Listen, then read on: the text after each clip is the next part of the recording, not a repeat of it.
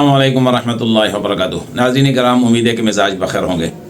گزشتہ کل کراچی کے اندر مجلس اتحاد امت کے عنوان سے علماء کرام تمام مکاتب فکر کا ایک متفقہ اور ایک مشترکہ اجلاس ہوا، جس کی صدارت شیخ الاسلام حضرت مولانا مفتی محمد تقی عثمانی دامت برکاتہم العالیہ نے فرمائی، جس میں تمام مکاتب فکر کے تمام بڑے علماء کرام، جید علماء کرام موجود تھے۔ تو اس موقع پر قائد جمعیت حضرت مولانا فضل الرحمن صاحب دامت برکاتہم العالیہ نے گفتگو فرمائی۔ پاکستان کے اندرونی اور بیرونی حالات اور افغانستان اور پاکستان کے آپس کے تعلقات اور معاملات پر ایک تفصیلی گفتگو فرمائی ہے۔ ہمارے بہت سارے دوست، ہمارے بہت سارے مہربان، ہمارے بہت سارے اساتذہ کرام اس کو سننا چاہیں گے، لیکن یہ طوالت کی وجہ سے، طوالت کے خوف کی وجہ سے شاید وہ شروع نہیں کر پا رہے۔ تو میں نے اس بیان کو ایڈٹ کیا ہے اور میں نے اس بیان کو، اس کے جو دورانیہ ہے وہ تقریباً 15 منٹ کم کیا ہے۔ تو میں آپ سے درخواست کروں گا کہ قائد جمعیت کا یہ بیانیہ اتنے بڑے لوگوں کی موجودگی میں اتنا بڑا خطاب، میں سمجھتا ہوں کہ یہ صرف قائد جمعیت ہی کی شان ہے، اور اللہ نے قائد جمعیت کو ہی یہ مطلب ہے کہ صلاحیت عطا کی ہے کہ وہ ہر موقع پر، ہر مقام پر جو گفتگو کرتے ہیں لاجواب کرتے ہیں۔ تو آئیے سنیے۔ بسم اللہ الرحمن الرحیم، وصلی اللہ علی النبی الکریم وعلی آلہ وصحبہ وبارک وسلم۔ صدر اجلاس حضرت الشیخ مولانا مفتی محمد تقی عثمانی صاحب، دیگر تمام اکابر علماء کرام، جو گفتگو اس مجلس کے ایجنڈے کے حوالے سے ہوئی اور جس طرح صورتحال پر دونوں موقر مفتی صاحبان نے روشنی ڈالی، اس اجلاس کے لیے میری نظر میں یہ رہنمائی کافی ہے۔ کچھ چیزیں جو پارلیمنٹ میں ہماری نظروں کے سامنے سے گزری، میں چاہوں گا کہ مختصراً اس حوالے سے آپ کو آگاہ بھی کر سکوں اور مزید اس پر آپ کی رہنمائی بھی حاصل کر سکوں۔ 26ویں آئینی ترمیم اور 27ویں آئینی ترمیم میں بنیادی جوہری فرق یہ ہے کہ 26ویں آئینی ترمیم پر حکومت کے پاس 2/3 اکثریت نہیں تھی، اور 2/3 اکثریت سینٹ میں بھی اور قومی اسمبلی میں بھی جمعیت علماء اسلام کے ووٹوں سے پوری ہو سکتی تھی۔ چنانچہ انہوں نے اس حوالے سے ہمارے ساتھ بات چیت شروع کی۔ پاکستان تحریک انصاف کو انہوں نے نظر انداز کرنے کی کوشش کی، اور ان کی یہ بھی خواہش تھی کہ اپوزیشن میں بیٹھی جماعتیں وہ ایک دوسرے کے خلاف محاذرائی اختیار کر لیں، لیکن ہم نے حزب اختلاف کی بڑی جماعت کو اپنے ساتھ رابطے میں رکھا، اور روزمرہ کی جو بھی پیش رفت تھی اس سے مسلسل ہم ان کو آگاہ کرتے رہے۔ جہاں جہاں پر ان کو حکومت کی طرف سے دیے گئے مسودے پر اختلاف رائے تھا، ان کے اختلاف رائے کو ہم نوٹ کرتے رہے۔ آگے جا کر ہم ان کی اختلاف رائے کی بھی وکالت کرتے رہے، اور حکومت کو ان کے اپنے بنائے ہوئے ڈرافٹ کے 34 شقوں سے ہم نے حکومت کو دستبردار ہونے پر آمادہ کیا۔ صرف 22 شقیں رہ گئی، اور 22 شقوں کے بعد ہم نے کچھ اپنی شقیں ترمیم کے طور پر پیش کی جو قبول کی گئیں۔ پہلی بات کہ 1 جنوری 2028 سے ملک کے اندر سودی نظام ختم ہو جائے گا، اور یہ باقاعدہ اس پہ لکھا گیا ہے۔ دوسری چیز جس کی طرف حضرت مولانا مفتی محمد تقی صاحب نے بھی اشارہ کیا کہ وفاقی شرعی عدالت میں کچھ کمزوریاں تھیں کہ اس کے کسی بھی فیصلے کے خلاف جب شریعت اپیلٹ بینچ میں اپیل دائر ہو جائے تو فیصلہ خود بخود معطل ہو جاتا ہے، اور پھر کوئی حدود نہیں ہے کہ کب اس کے کیس کو سنا جاتا ہے اور کب اس کی اپیل پر فیصلہ دیا جاتا ہے۔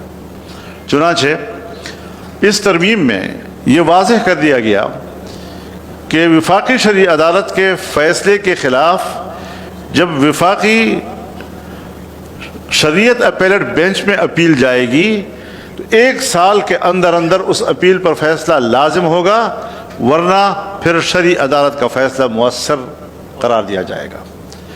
دوسرا یہ کہ وفاقی شرعی عدالت کا میں خود اس کا جج چیف جسٹس نہیں بن سکتا تھا، سو آئین میں ترمیم کر دی گئی کہ اب خود وفاقی شرعی عدالت کا کوئی جج ہی اس کورٹ کا چیف جسٹس بن سکے گا۔ تو یہ تبدیلی دو طرح کی وفاقی شرعی عدالت کے حوالے سے ہوئی آئین میں۔ اور تیسری چیز، اسلامی نظریاتی کونسل کے سفارشات اسمبلی میں پیش تو کیے جاتے ہیں، اور پھر پتہ نہیں کہاں جا کر کس وزارت کے کس کمرے میں ڈھیر ہوتے ہوتے ہوتے اب تک کہاں پہنچ گئے ہوں گے۔ اس میں لازم قرار دیا گیا کہ ہر سفارش اب اسمبلی کے سامنے بحث کے لیے پیش کی جائے گی۔ اب ظاہر ہے جب بحث کے لیے اسمبلی کے فلور پہ آ جائے گی تو پھر کسی نہ کسی جگہ پہ جا کر قانون سازی بھی کرنی پڑے گی ان کو۔ تو یہ کچھ تبدیلیاں اس میں ہوئیں، لیکن اس کے ساتھ ساتھ جو قانون سازیاں ہوئیں اس میں قانون سازی صرف دینی مدارس کی رجسٹریشن کے حوالے سے یا بینک اکاؤنٹس کے حوالے سے ہوئی، اور ہمارا اصرار تھا کہ 1860 کے سوسائٹی ایکٹ کے تحت مدارس کے رجسٹریشن کا قانون پاس کیا جائے۔ چنانچہ جب جنرل مشرف صاحب کے ساتھ اس زمانے میں بات ہوئی تھی تو اس میں صرف ایک مشکل تھی کہ یہ تو صوبائی معاملہ ہے، جبکہ وفاق المدارس کا نصاب تو پورے ملک کا ایک ہوتا ہے اور پورے ملک کی سطح پر ایک ہی امتحان لیا جاتا ہے، تو اس میں شق نمبر 21 کا اضافہ کر کے دینی مدارس کو اس نظام سے مستثنی قرار دیا، شاید اسی طرح تھا۔ اب یہ قانون جب تحریک انصاف کی حکومت ختم ہوئی اور شہباز شریف صاحب کی قیادت میں اس وقت بقیہ مدت کے لیے حکومت قائم ہوئی، تو اس وقت بھی کوئی 1 سال ہمیں لگا اس پر بات چیت کر کے۔ وہاں پر یہ سوال آیا کہ کیا وہ جو دوسری تنظیمیں ہیں جو وزارت تعلیم کے ماتحت رجسٹر ہونا چاہتی ہیں، کیا ان کو بھی آپ حق دیں گے کہ وہ بھی رجسٹریشن کر سکیں اور مدارس کو اختیار ہو ادھر جائیں یا ادھر جائیں؟ تو ہم نے وہاں اس پر اتفاق کر لیا تھا کہ مدارس کو اختیار ہے، وہ سوسائٹی ایکٹ کے تحت رجسٹر ہونا چاہتے ہیں یا وزارت تعلیم کے ڈائریکٹریٹ کے تحت رجسٹر ہونا چاہتے ہیں۔ لیکن وہ قانون مکمل نہیں ہو سکا، اور اس میں مختلف اداروں کی طرف سے مداخلتوں نے یہ حشر کر دیا کہ پھر ہم دستبردار ہو گئے کہ ہم اس طرح کی قانون سازی سے لا تعلق ہو جاتے ہیں۔ جب 26ویں ترمیم کے صورت میں ان کو ضرورت پڑی تو پھر وہ آئے واپس۔ اب حکومت الیکشن کی بات کی ہے، یعنی پچھلے سال اکتوبر میں، اس دوران میں جو اس پر قانون سازی ہوئی تو یہ ڈرافٹ ہم نے نہیں بنایا، ڈرافٹ حکومت نے بنایا، اسمبلی میں پیش حکومت نے کیا، ہم نے تو ووٹ دیا اور پھر وہ پاس ہوا۔ اگر وزارت تعلیم کے تحت ڈائریکٹریٹ کے اندر رجسٹریشن کا کوئی تذکرہ نہیں ہے، ہمارا کیا قصور ہے اس میں؟ ہم نے تو اس میں کوئی مداخلت نہیں کی تھی، ہمارے سامنے تو ہمارے منشا کے مطابق ڈرافٹ آیا اور ہمارے منشا کے مطابق ڈرافٹ پر ہمیں کوئی اعتراض نہیں تھا، چنانچہ وہ پاس ہو گیا۔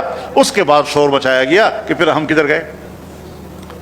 تو جب ہمارے سامنے یہ بات لائی گئی کہ وہ مدارس تو چیخ رہے ہیں، تو ہم نے کہا جی چونکہ ہم اصولاً اس پر پہلے ایک اتفاق کر چکے ہیں تو آج بھی ہم اسی پر اتفاق کریں گے کہ مدارس کو اختیار ہے ادھر جائیں یا ادھر جائیں۔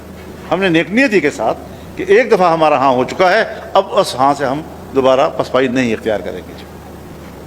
اب ظاہر ہے یہاں اس بات کو ہمیں سمجھنا ہوگا کہ مدارس کے رجسٹریشن کے حوالے سے قانون متوجہ ہے سوسائٹی ایکٹ کی طرف، ضمناً بعد میں ان کو شامل کیا گیا، اور ہمارے حوالے سے کوئی ابہام موجود نہیں ہے۔ چنانچہ آرڈیننس آیا، اس میں وزارت تعلیم کے ڈائریکٹریٹ کے حوالے سے شق داخل کیا گیا، اس کے بعد پارلیمنٹ کے اندر قانون سازی ہوئی اور وہ قانون پاس ہو گیا۔ اب عملاً ابھی تک صرف اسلام آباد کے ایریا میں وہ قانون موجود ہے، صوبوں میں قانون سازی نہیں ہے۔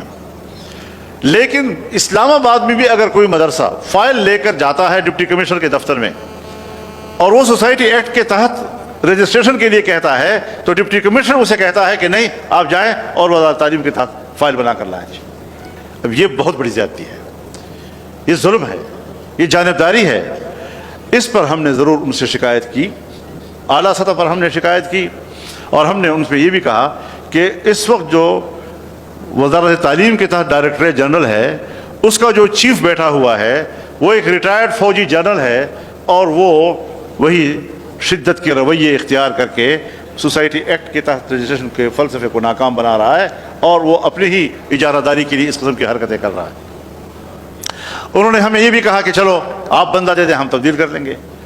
حضرت سے مشورہ کیا میں نے کہ بھائی ہمارا جھگڑا فرد کے ساتھ نہیں ہے، پہلے ہمارے ساتھ نظام پہ بات کریں، اصول پہ بات کریں۔ ہم مدارس کے معاملے کو طے کرنا چاہتے ہیں، کل ایک تبدیل ہو جائے گا، پھر کل اور تبدیل ہوگا، پھر اور تبدیل ہوگا۔ اور حضرت کی رائے میں وزن تھا اور ہم نے اسی طرح ان کو جواب دے دیا کہ ہم فرض کے حوالے سے آپ سے معاملہ نہیں کر رہے، ہمیں اصول کے تحت آپ سے باتیں کرنی ہیں۔ بہرحال ابھی تک وہ ساری صورتحال جس طرح آپ کے سامنے بیان کی گئی وہ الجھی ہوئی ہے اور وہ آگے نہیں بڑھ رہے ہیں، لیکن ہم بھی اپنے موقع پہ پوری طرح مضبوطی کے ساتھ قائم ہیں۔ یہ تو ہوا اس وقت۔ ابھی جو اس وقت 27ویں ترمیم میں ہوا اس میں قانون سازی کیا ہوئی کہ اس میں قانون سازی ہوتی ہے 18 سال سے کم عمر کی شادی کے حوالے سے، اور گھریلو تشدد کے حوالے سے، جنس کی تبدیلی کے حوالے سے۔ یہ تین چیزیں اس وقت سامنے آ رہی ہیں، سو تین چیزیں اس وقت سامنے آئیں۔ اس وقت ہم نے قرآن و سنت کے عین مطابق مختلف آئین کے حوالے سے ہو یا قانون کے حوالے سے قانون سازی کروائی اور ہم اس میں کامیاب ہو گئے۔ اب انہوں نے جبری طور پر 2/3 اکثریت بنا لی، ممبران کو توڑ مروڑ کر حاصل کی، اس کے سہارے انہوں نے یہ چیزیں حاصل کی جس کا تذکرہ حضرت شیخ نے آپ کے سامنے کیا ہے، اس کو دوبارہ تکرار کرنے کی ضرورت نہیں ہے، لیکن اس پر ہماری ایک جامع رائے جانی چاہیے۔ سرکار کو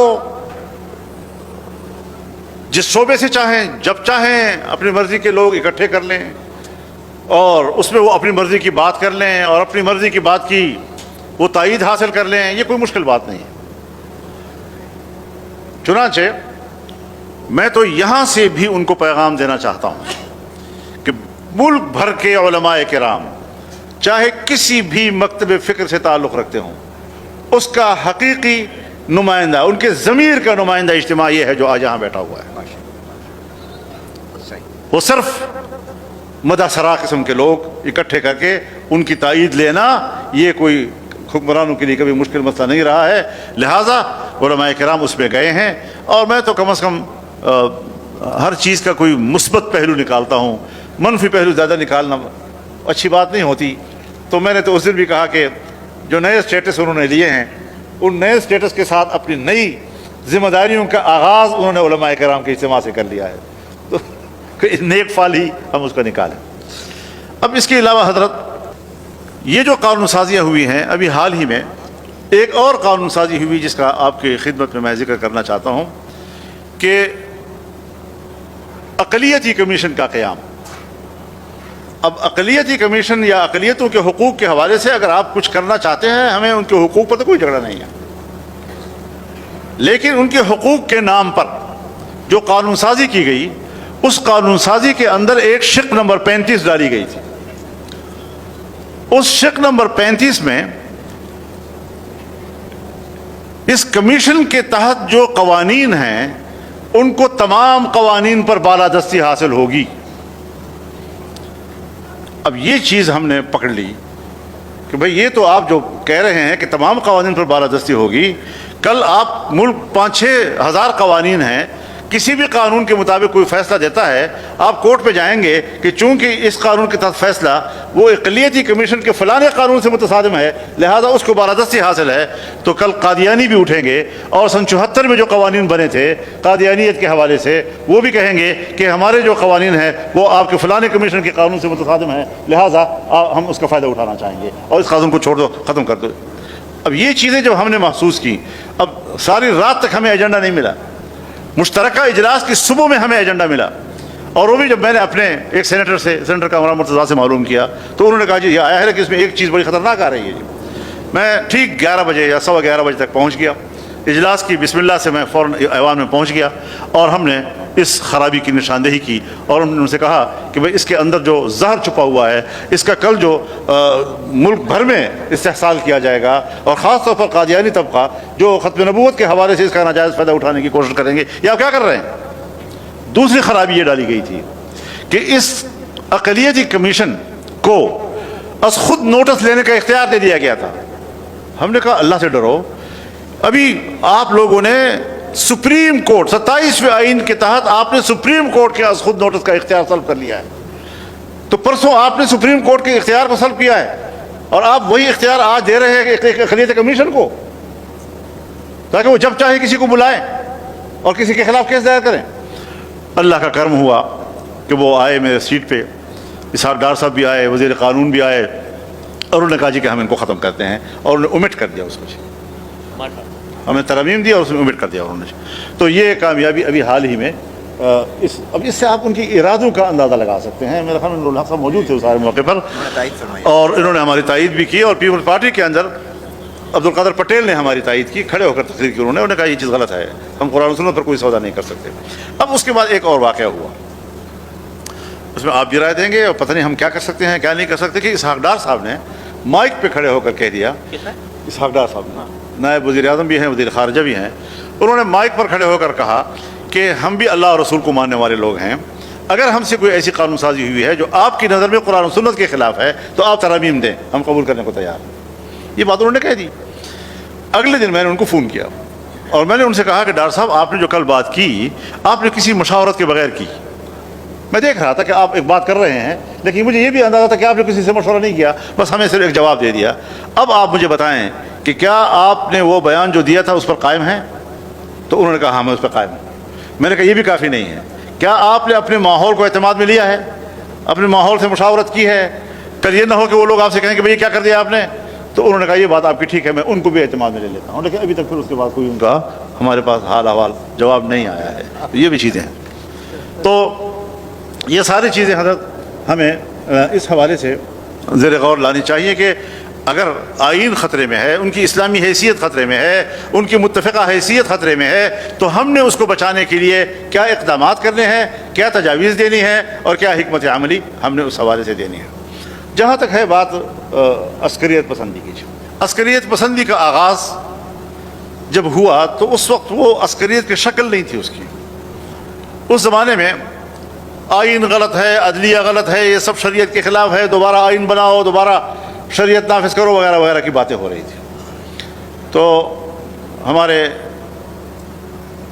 बिरादर मुकर्रम अबुल खैर साहब को याद होगा, हमने इन्हीं की सदारत में लाहौर में तमाम मकातब फ़िक्र का एक आल पार्टीज़ किया था जी, और उसमें हमने इत्तिफ़ाक़ किया इस बात पर कि हमारे अकाबिर ने आइन के अंदर जिन चीज़ों पे इत्तिफ़ाक़ किया है, हम उन मुत्तफ़क़ात को दोबारा ज़ेर बहस लाने के लिए तैयार नहीं हैं।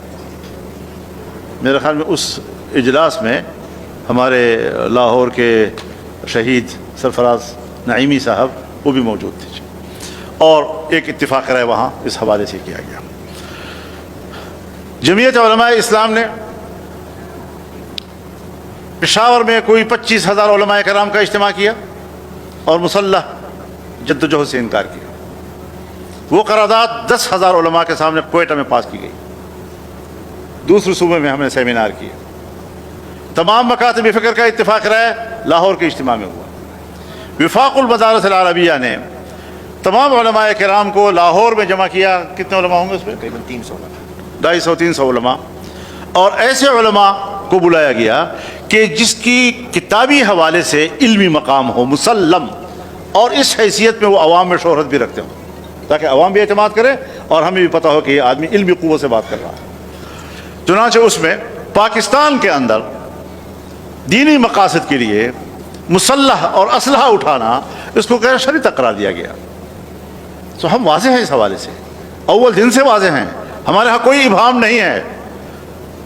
लेकिन इसमें भी कोई शक नहीं कि अफ़गानिस्तान में चाहे रूस के ख़िलाफ़ 14 साला जिहाद हो, तो पाकिस्तान की जमातें, मजहबी जमातें, रियासत एक जिहद पर थी, एक पेज पर थी। अब के रियासत दोगली पॉलिसी इख्तियार कर रही थी। एक तरफ वो अमेरिका के साथ थी, फ़ौजी अड्डे दिए, यहाँ से जहाज़ उड़ते थे, अफ़गानिस्तान में बमबारियाँ करते थे।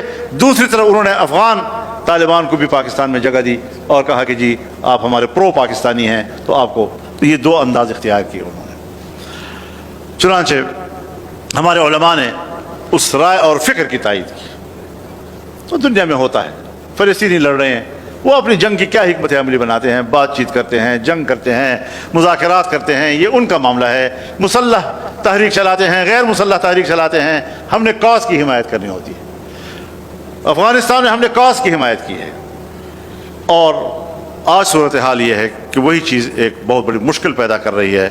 چنانچہ وہ 3 مسودے, چاہے وہ جمعیت علماء کی قرارداد تھی, چاہے وہ تمام مکاتب فکر کی مشترکہ قرارداد تھی, چاہے وہ وفاق المدارس العربیہ کی قرارداد تھی, ان تینوں کے پورے مسودات میں نے اسمبلی میں اپنی تقریر کا حصہ بنا کر اسپیکر صاحب کو وہاں مائک پہ جا کر اس کو جمع کرائے اور کہا کہ یہ ہمارے علماء کا متفقہ رائے ہے اس مسلح جنگ کے حوالے سے, اور اس کو آپ میرے تقریر ریکارڈ کا حصہ بنائیں. لیکن کوئی ہمیں ہمارے ان قراردادوں کو اہمیت نہیں دے رہا تھا.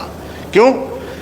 بین الاقوامی اسٹیبلشمنٹ ہو یا ہماری اپنی, ان سب کی ایک ہی رائے تھی کہ مذہبی طبقہ اشتعال میں کیوں نہیں آ رہا, مدارس اشتعال میں کیوں نہیں آ رہے, مدارس مسلح کیوں نہیں ہو رہے, تاکہ ریاستی قوت کے ساتھ ہم ان دینی اداروں کا خاتمہ کر دیں.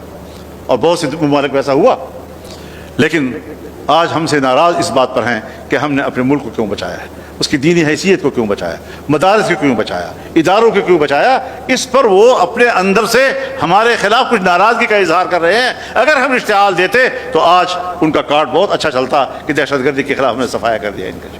تو الحمدللہ مدارس بھی چل رہے ہیں, نظام بھی چل رہا ہے, سیاسی عمل بھی ان کا زندہ ہے, پارلیمنٹ میں بھی ان کا کردار ہے, اور ملک کے اندر اس کا کردار برابر آگے بڑھ رہا ہے. تو اس حوالے سے ہماری پوزیشن بالکل واضح ہے, اور حکومت کو اور ریاست کو چاہیے کہ وہ مدارس کی اس پوزیشن کو تسلیم کرے, اس کو قبول کرے. کہتے ہیں ہمارے پاس مدرسوں کی رپورٹیں ہیں, خفیہ رپورٹیں ہیں. آج امریکہ کو اعتراض ختم ہو جائے, آج مغرب کو مدارس پر اعتراض ختم ہو جائے, اگلے دن ہمارے ادارے کہیں گے ماشاءاللہ مدارس کے بارے میں بڑی اچھی رپورٹیں آ رہی ہیں, ماشاءاللہ مدارس کے بارے میں اچھی رپورٹیں آ رہی ہیں, بہت مثبت رپورٹیں آ رہی ہیں. ایک دم ان کے ٹون تبدیل ہو جائے گا. تو ہم ان ساری چیزوں کو سمجھتے ہیں کہ ان کے ٹون کہاں سے چلتے ہیں اور کس طریقے سے وہ یہاں پر پالیسیاں مرتب کرتے ہیں مذہبی اداروں کے خلاف, مذہبی لوگوں کے خلاف. تو اس حوالے سے ہمیں ان کے ٹیکٹس کو سمجھنا چاہیے, ان کے اس بات کو سمجھنا چاہیے کہ وہ کس کے دباؤ میں یہ سارا کچھ کر رہے ہیں. نہ ہمارے نصاب پر کوئی اعتراض ہے کیونکہ ان کا معاہدہ ہو چکا ہمارا ان کے درمیان. 2004 کے دسمبر میں معاہدہ ہوا, 2005 کے فروری میں دستخط ہو گئے, پھر 2010 میں دستخط ہوئے ہیں, پھر اور شرائط آئی, ہم نے وہ مانی ہے. کب ہم نے جھگڑا کیا ہے اس معاملے پہ؟ لیکن مسلسل اس جنگ کو برقرار کیوں رکھا جا رہا ہے, اس جنگ کو تسلسل کیوں دیا؟ ہم ختم کرنا چاہتے ہیں. ہمارے نزدیک سب کچھ ختم ہو چکا ہے, اور وہ کہتے ہیں نہیں زندہ ہے, زندہ ہے. دیہاتوں میں چھوٹے مدرسوں کے اندر جہاں کے غریب مولوی صاحب وہاں پڑھا رہا ہوتا ہے, وہاں پر ان کا تھانے دار جاتا ہے, روب داب کر کے کو خوف میں مبتلا کرتا ہے, ہراساں کرتا ہے, اور پھر کہا جاتا ہے آپ پاکستان کو مدارستان بنانا چاہتے ہیں. بابا ہم نے تو آپ کو نہیں کہا کہ آپ کے ہاتھوں سے پاکستان مسائلستان بن گیا ہے. اگر ہم کوچے کوچے میں اپنے پیسوں سے چندوں سے مکتب کھولتے ہیں اور محلے کے بچوں کو الف بے پڑھاتے ہیں, نورانی قاعدہ پڑھاتے ہیں, ہمارا تو سوسائٹی پہ احسان ہے, ہم کام کر رہے ہیں. آپ کو ہمارا یہ کام کیوں برا لگ رہا ہے؟ ہم نے ملک کے خلاف کون سی بات کی ہے؟ لیکن مدارس کا وجود بر صغیر کے اندر, اس کا وجہ تو آپ بنے ہیں, ہم تو نہیں بنے. حضرت شیخ الہند تو چلے گئے علی گڑھ, اور ان سے کہا آؤ نصاب یہ کرتے ہیں, پذیرائی نہیں ملی. حضرت مفتی محمد شفیع صاحب رحمہ اللہ 4 سال انتظار کرتے رہے, 47, 48, 49, 50, 51, 5 سال تک, کہ آؤ نصاب ایک کرتے ہیں. یہاں نہ ہندو ہے اور نہ انگریز, نہیں مانی گئی ان کی. تو ہماری بیوروکریسی, ہماری اسٹیبلشمنٹ اس تقسیم کی ذمہ دار ہے. آج وہ ہمیں ذمہ دار کیسے قرار دے رہے ہیں؟ آئیں آج بھی ہم سے بات کرنا چاہتے ہیں تو بسم اللہ. ہم نے تو کبھی شدت اختیار نہیں کی, بات چیت سے معاملات کو طے کرتے ہیں. ہم بھی انگریزی علوم کے قائل ہیں, ہمارے بچوں نے آپ کے بورڈ میں امتحان دیے ہیں اور 3 سال تک مسلسل ٹاپ کرتے آ رہے ہیں. ہمارا ٹیلنٹ, اس کا تو آپ مقابلہ ہی نہیں کر سکتے. اور ایک بات میں نے کہی ہے, مجھے نہیں معلوم آپ اس کی تائید کریں گے یا نہیں کریں گے, میں نے کہا جس شعبے میں بھی جاؤ بین الاقوامی رینکنگ میں پاکستان پیچھے.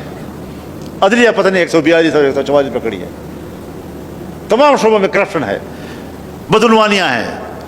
تمہاری تعلیم پتہ نہیں دنیا کے کس کیٹیگری میں آیا ہوا ہے. اگر تعلیم کے میدان میں ٹاپ پر ہے بین الاقوامی رینکنگ میں تو دینی مدارس کا علوم. ہمارے جیسے علماء پوری دنیا میں جہاں پڑھا رہے ہیں टॉप के उलमा तस्वुर किए जाते हैं। तुमने पाबंदी लगाई कि बैनुल अक़वामी बाहर के तलबा यहाँ नहीं पढ़ेंगे क्योंकि यहाँ से अच्छे उलूम लेकर जाते हैं बाहर। तो ये सारी वो चीज़ें हैं कि जो हमारे लिए बायस तशवीश है। रियासत को बायस तशवीश नहीं होना चाहिए, वो तशवीश का इजहार करते हैं, हम कहते हैं नहीं आपको कोई तशवीश नहीं है, आपके रवैयों से हमें तशवीश है, आप हमारे तशवीश को दूर करें। मदारस तालीम के हवाले से एक मुस्तकिल स्टेक होल्डर है।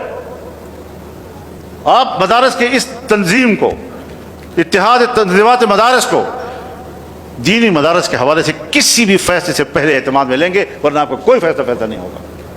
मदारस अपना वजूद रखती है, अपनी हैसियत रखती है, उसका अपना एक मकाम है, उसका मजाक मत उड़ाओ। तुम भी किसी मौलवी के सामने जानवी तलम्मुज़ बिछाकर ही हाफिज बने हो।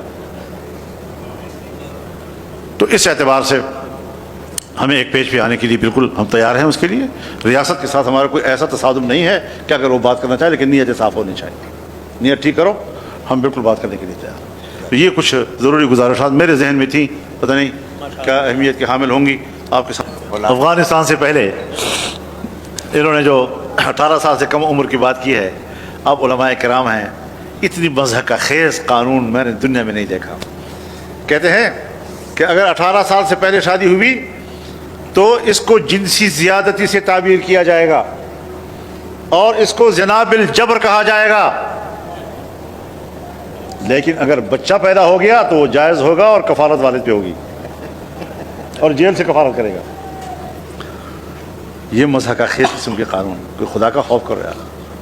अफगानिस्तान बुलूगत के लिए शरई क़वाइद ज़वाबित मौजूद हैं और इल्मी लिहाज से क्या उसके लिए उम्र की कोई क़ैद है कि जहाँ पाकिस्तान में उसको।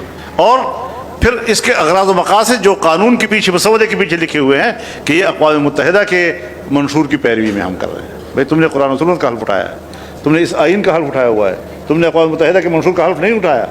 अपने हल्फ पे जाओ, तुम अपने हल्फ से रुगर्दानी करके उसको तोड़कर बैनुल अक़वामी वो क़वानीन जो हमारा आइन उसकी इजाज़त नहीं देता उसकी पैरवी कर रहे हो। क्यों? जहाँ तक अफ़गानिस्तान का ताल्लुक़ है, हज़रत बात यह है कि अगर हम जंगजूयाना ज़हनीत का तज्ज़िया करें, जंगजूयाना ज़हनीत का, जहाँ पर 1980 से पहले से लेकर आज 2025 तक जंग हो रही हो और हमने अपने मुल्क के जवानों को जाने दिया, चाहे रूस के ख़िलाफ़ जंग थी या अभी अमेरिका के ख़िलाफ़, कोई रुकावट नहीं डाली। हमने उनको जंग की तरबियत दी, कलाशनकोव की तरबियत से लेकर क्रूज़ मिसाइल तक की तरबियतें हमने इन जवानों को दी। क्या वक्त के साथ साथ इस सोसाइटी में एक जंगजूयाना तबका पैदा नहीं होगा? सो वो हमने बनाया है, किसी मदरसे वालों ने उनको ये तरबियत दी है, कोई जमीयत वालों ने इसको तरबियत दी है, दूसरी तंजीमें बैठी हुई हैं, क्या उन्होंने कोई तरबियत दी है? तरबियत दी है या अमेरिकन ने आकर, या नेटो के लोगों ने आकर, या हमारे अपने जनरलों ने उनको तरबियतें दी हैं और एक जंगजूयाना तबका पैदा कर पूरे कौम के लिए अजाब बना दिया इन्होंने। आज हमें कहते हैं जी कि अफ़गानिस्तान से वहाँ उनकी तरबियतें हैं। अफ़गानिस्तान में भेजा किसने? 20 साल अफ़गानिस्तान में अमारत इस्लामिया के लोग अमेरिका के ख़िलाफ़ लड़ते रहे और तुमने सरहदें खोल दी थी। यहाँ से नौजवान जा रहे हैं और लड़ रहे हैं और आप थपकियाँ दे रहे हैं, ज़बरदस्त ज़बरदस्त ज़बरदस्त। अब एक तबका पैदा हो गया। इस वक्त सूरत हाल ये है कि अगर अफ़गानिस्तान से हमें कोई शिकायतें हैं कि वहाँ से कोई नौजवान आ रहे हैं और मराकज़ वहाँ पर हैं, मैं समझता हूँ ये शिकायत अपनी जगह पर बजा है, लेकिन शिकायत का इज़ाला कैसे किया जाए इस पर गौर करने की ज़रूरत है। मैं भी नहीं चाहता और मैं भी इसके ख़िलाफ़ हूँ कि अफ़गानिस्तान से वहाँ पर मराकज़ हों और वहाँ से मुसल्लह लोग पाकिस्तान में आकर कार्रवाइयाँ करें। आप भी नहीं चाहते, पाकिस्तान भी नहीं चाहता, रियासत भी नहीं चाहती, मजहबी जमातें भी नहीं चाहती। तो एक शिकायत है और मैं इसके लिए ख़ुद गया हूँ अफ़गानिस्तान। कुछ उलमाए किराम यहाँ बैठे होंगे जो मेरे साथ गए थे और हमने वहाँ पर हर सतह पर गुफ्तगू की है और तमाम चीज़ों के हल निकाले हैं। मुहाजिरीन का मसला, तिजारत का मसला, सरहदात का मसला और ये जो मुसल्लह तंजीमें हैं इनका मसला, तमाम चीज़ों के हल हमने निकाले। लेकिन मैं ये सवाल अगर करूँ कि वो रियासत जिसने मेरे सामने 8-10 जनरल्स की मौजूदगी में, सेक्रेटरी खारजा की मौजूदगी में मुझे कहा मुबारक हो, आपने जो कुछ किया हम उसको अप्रिशिएट करते हैं, और ये भी कहा कि आप उसका कोई मैकेनिज़्म दें किस तरह इस पर अमल दरामद किया जाए। मैंने कहा ये मेरी जिम्मेदारी नहीं है, ये स्टेट्स की जिम्मेदारी है। दोनों स्टेट आपस में इसका मैकेनिज्म बनाए, अगर आपको ताउन की ज़रूरत हुई हम ताउन करने को तैयार होंगे। पूछना ये है कि वो कामयाबी जो हम हासिल करके लाए थे आप बरकरार क्यों नहीं रख सके। और इससे बढ़कर सवाल ये है कि पाकिस्तान को 78 साल से एक प्रो पाकिस्तान अफगानिस्तान चाहिए। ज़ाहिर शाह से लेकर अशरफ गनी तक मुसलसल प्रो इंडियन अफगानिस्तान मौजूद है, प्रो पाकिस्तान अफगानिस्तान मौजूद नहीं है, सिवाय अमारत इस्लामिया के कि यही एक तबका है कि जिसको प्रो पाकिस्तान कहा जाता है। अगर वहाँ पर हुकूमत होगी तो अफगानिस्तान को एक प्रो पाकिस्तान अफगानिस्तान तस्वुर किया जाएगा। लेकिन एक मसले पर इख्तिलाफ हो गया, नाराज़गी आ गई। अब नाराज़गी उसके बाद आप वहाँ स्ट्राइक करें। जब काबुल पर आप बमबारी करेंगे तो जाहिर है कि ऐसा ही है जैसे कोई आपकी इस्लामाबाद में बमबारी कर ले, तो आखिरी हद हो जाती है ना। दूर दराज के इलाकों में अगर आप करते तो शायद कुछ बर्दाश्त हो जाती, तो वहाँ पर भी आपने कुछ कार्रवाइयाँ की। अगर आप कहते हैं, मेरे सवालात हैं कि हमने अपने दुश्मन के मराकज़ पर स्ट्राइक किया है और आप इसको एक जायज़ बयानिया कहते हैं, तो हिंदुस्तान आपसे कहता है कि मैंने बहावलपुर में हमला किया है, मैंने मुरीदके में हमला किया है, मैंने कश्मीर में हमारे खिलाफ कार्रवाइयाँ करने वालों के मराकज़ पर हमले किए हैं। आप उस पर एतराज़ क्यों कर रहे हैं? और अगर आप उस पर एतराज़ करते हैं और इधर से आपका यही इल्ज़ाम अफ़गानिस्तान के हवाले से है, दोनों में आप कैसे मुताबिकत पैदा करेंगे? या आप उसको सपोर्ट करेंगे या अपने आप को गलत कहेंगे। नंबर एक। दूसरा ये कि ईरान के बारे में आपने कहा कि बलूचिस्तान के अंदर जो कुछ हो रहा है उसके मराकज़ ईरान में है, और आपने ईरान में जाकर स्ट्राइक किया, और उसके बदले में अगर ईरान ने आपके इलाके में स्ट्राइक किया और आपने कहा कि वहाँ पर हमारे दुश्मनों के मराकज़ हैं। अब बात यह है कि मौक़िफ़ एक अफ़गानिस्तान के बारे में भी और ईरान के बारे में भी, लेकिन रवैये में फ़र्क क्यों है? इसलिए कि ईरान की हुकूमत एस्टेब्लिश्ड है और अभी दुनिया उसको उखाड़ने की हिम्मत नहीं कर रही, और अफ़गानिस्तान की हुकूमत आपको गैर मुस्तहकम नज़र आ रही है, लिहाजा उधर रवैया और उधर रवैया और। तो ये जो दुनिया में रवैये आप अपना रहे हैं उस पर सवालात उठ रहे हैं, और हमें उस हवाले से एक मुतवाज़िन राय देनी होगी। हम अपने अकाबरीन से, अपने हुक्मरानों से, अपने एस्टेब्लिशमेंट से ये उम्मीद रखते हैं कि ये उलमाए किराम और उसकी ये जमात अगर आपको कोई तजावीज़ देना चाहें तो आप उसको ठंडे दिल के साथ बैठे और उस पर गौर करें। अफ़गानिस्तान के साथ बात होनी चाहिए। अब शिकायत मुझे है कि पाकिस्तान के अंदर कार्रवाइयाँ हो रही हैं और मराकज़ अफ़गानिस्तान के अंदर हैं और तमाम मलबा आ रहा है मुहाजिरीन के ऊपर। भाई स्टेट का स्टेट से गिला है, और अवाम जो मुहाजिर हैं 40 साल से यहाँ रह रहे हैं या 45 साल से यहाँ रह रहे हैं, सारा मलबा उनके ऊपर गिरता है, उठा उठा कर आप उनको फेंक रहे हैं। हालांकि मुहाजिर जब एक मुल्क से दूसरे मुल्क में जाता है उसके बाद एक वक्त आता है जब ये दो मुल्कों का बाहमी मसला बन जाता है, फिर दोनों मुल्क उस पर बैठ कर उसका तरीक़ाकार ढूंढते हैं। हर चंद के आज कहा जाता है कि अफगानिस्तान में अमन है, मुहाजिर को वापस जाना चाहिए, लेकिन इस तरह नहीं कि 40 साल आपने मेहमान रखा, अब उसको लात मार कर घर से आप निकाल रहे हैं। मेहमानदारी गई तो उसमें भी बैनुल-अक़वामी अखलाक़ियात, बैनुल-अक़वामी क़वानीन, बैनुल-अक़वामी रवैये उसके अपनाने की हमें ज़रूरत है। ये कुछ चीज़ें थी जो हम चाहते हैं कि हम यहाँ से एक ऐसा पैगाम दें अमारत इस्लामिया अफ़गानिस्तान को भी और इस्लामी जमहूरियत पाकिस्तान को भी कि वो इस ख़ित्ते में बाहमी ताल्लुक़ात को एतदाल में रखने और दोस्ती की तरफ बढ़ाने में हम इस पर कोई किरदार अदा कर सकें। और पाकिस्तान के अंदर जो मुसल्लह कार्रवाइयाँ हो रही हैं उस पर भी हमें एक वाज़ेह मौक़िफ़ देना चाहिए और वाज़ेह पैगाम देना चाहिए कि पाकिस्तान के अंदर इस किस्म की कार्रवाइयाँ वो उलमा की राय नहीं है, वो मदारिस की राय नहीं है, वो दीनी क़ुव्वतों की राय नहीं है, और जो कुछ हो रहा है ये यहाँ के उलमा की राय के ख़िलाफ़ हो रहा है। ये चीज़ पर हम अगर वाज़ेह हो जाएँ तो इंशाअल्लाह अज़ीज़ मज़ीद पेशरफ़्त हम इस पर बेहतर तौर पर कर सकेंगे इंशाअल्लाह।